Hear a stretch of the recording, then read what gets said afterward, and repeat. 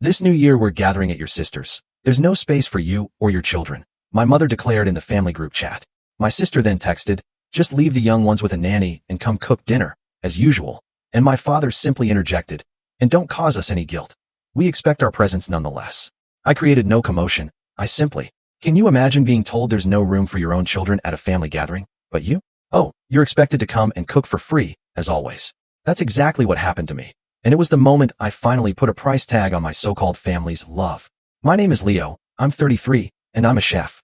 I'm also the oldest kid in a family where food isn't just sustenance, it's practically a religion, and I, apparently, was their unpaid high priest. Most days you'll find me in my small kitchen, tucked inside a bustling market hall. I'm up at 5 a.m., chopping onions until my eyes blur, and I still come home with my forearms smelling like garlic. Life's busy.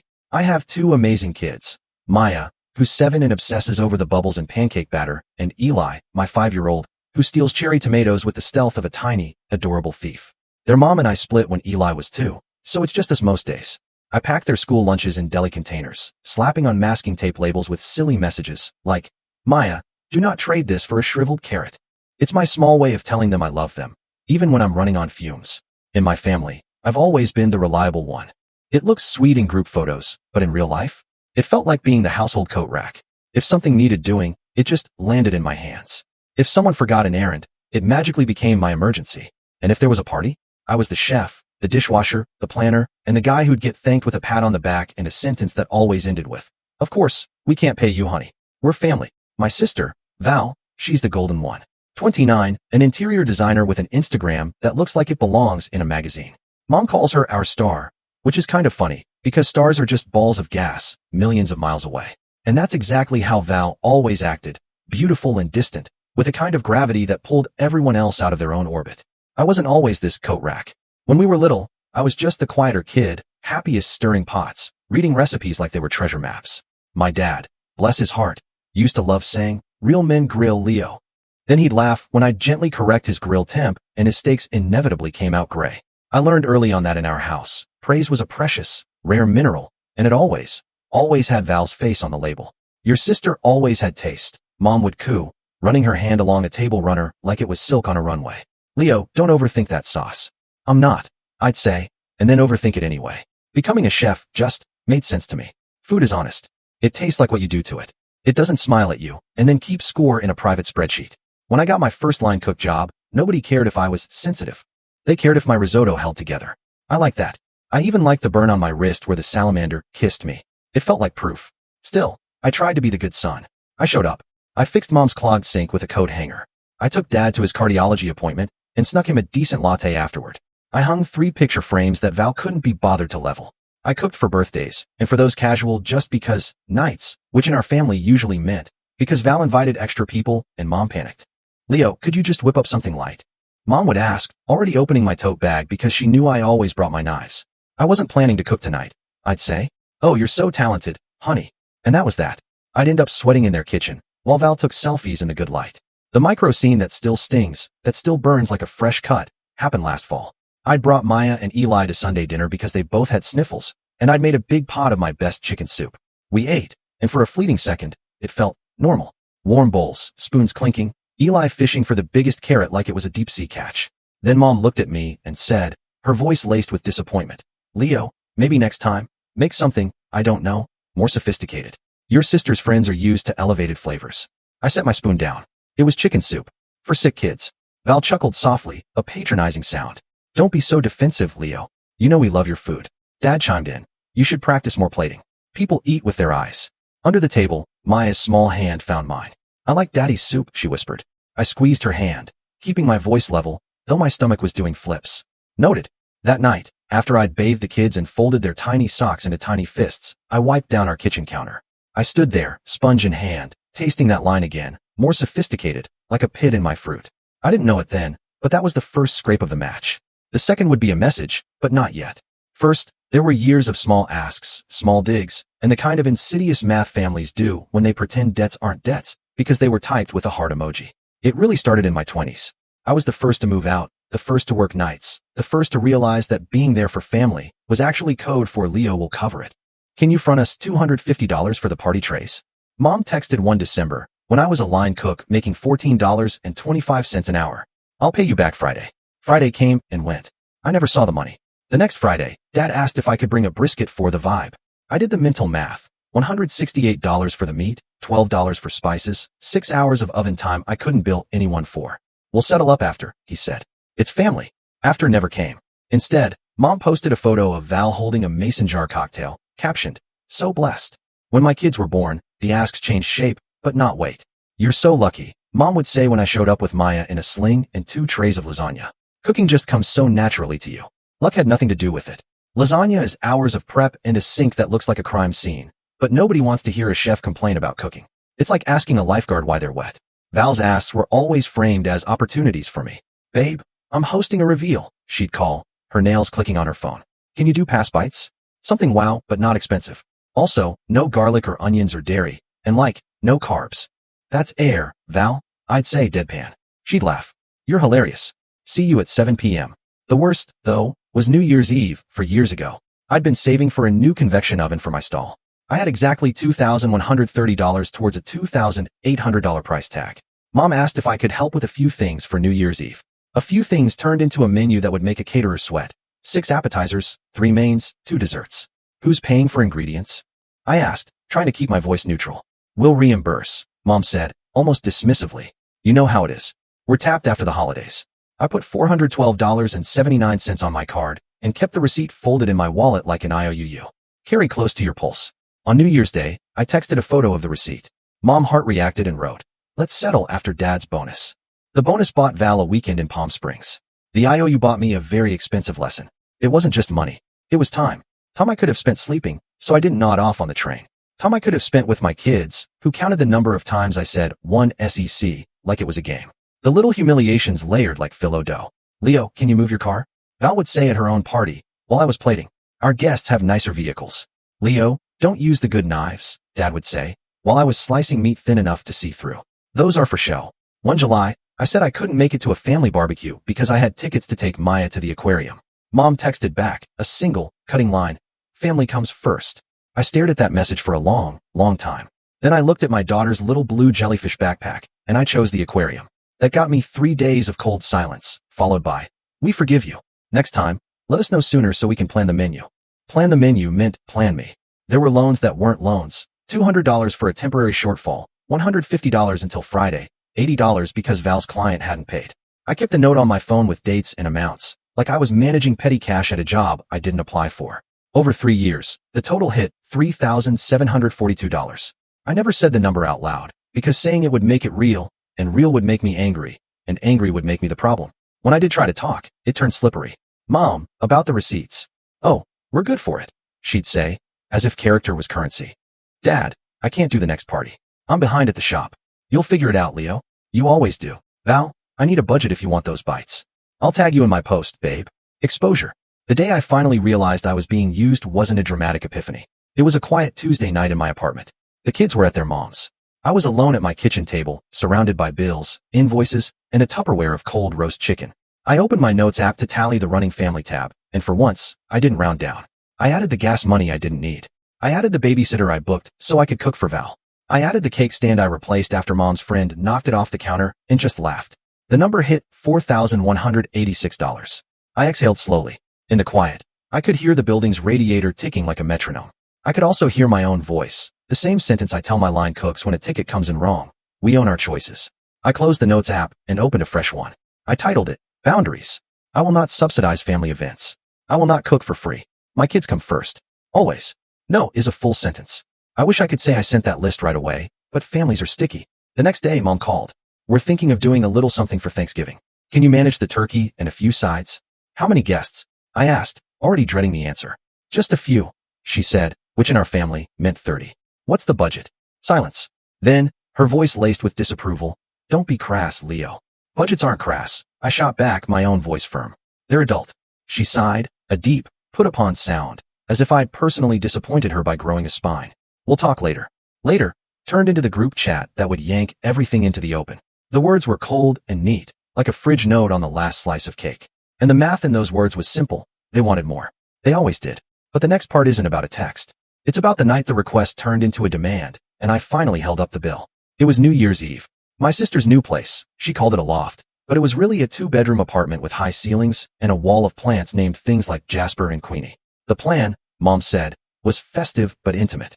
In our family, intimate means invite everyone we've ever met. At noon, my phone buzzed with the group chat message. The words landed like ice. This new year, we're celebrating at your sister's place. There's no room for you or your kids, Mom wrote. A minute later, Val added, but leave the kids with a nanny and come cook dinner, as always. Dad chimed in. And don't make us feel bad. We still want our gifts. I stared at the screen.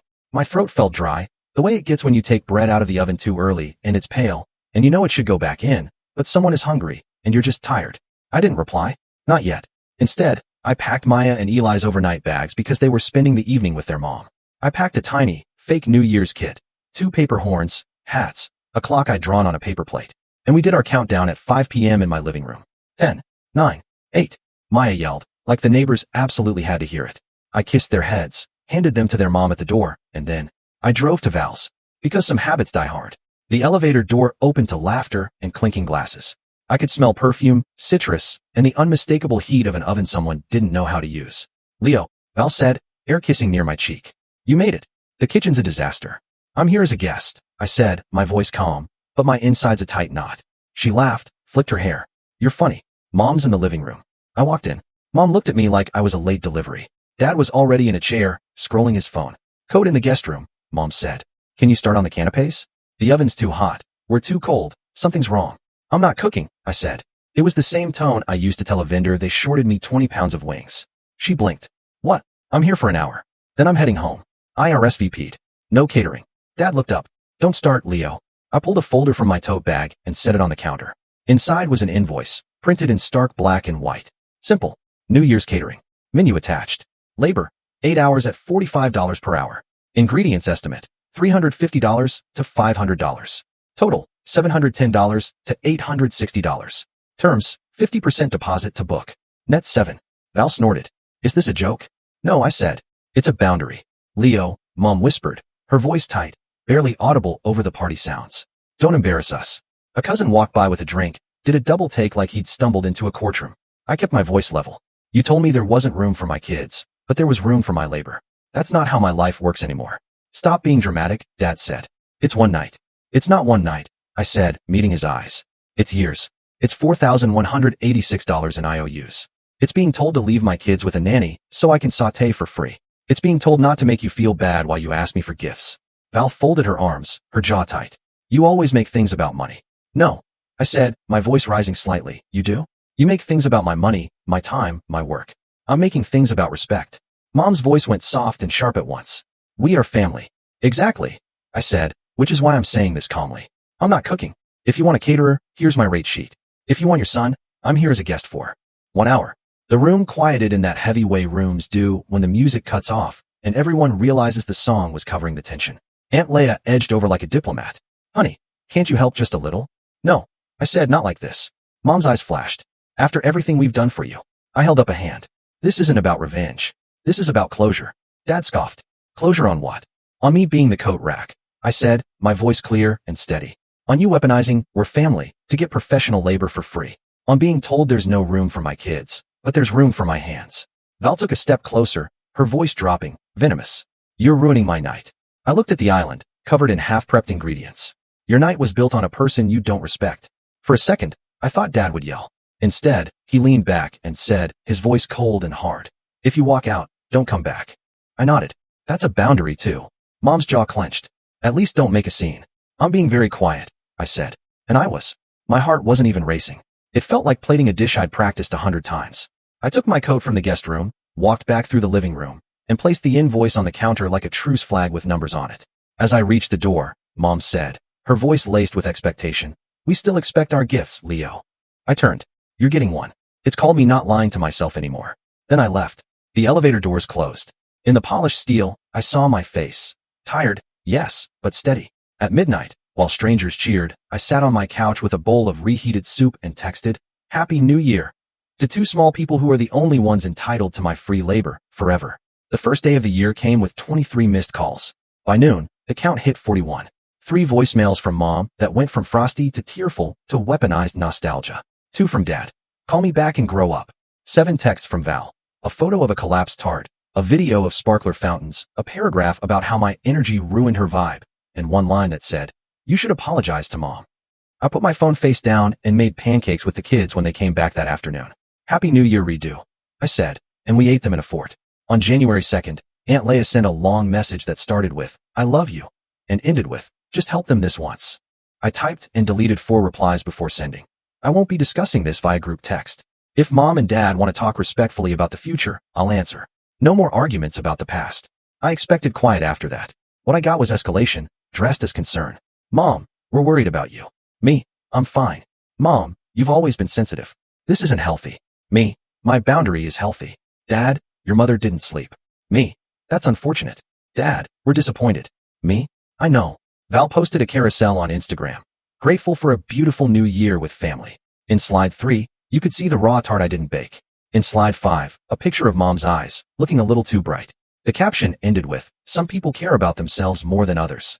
I didn't engage. I turned off notifications and went to work. At the stall, the market felt normal. The same woman ordered the same roast chicken sandwich and said it tasted like Sunday at Grandma's. A teenager told me he wanted to cook for a living and asked which knives to buy.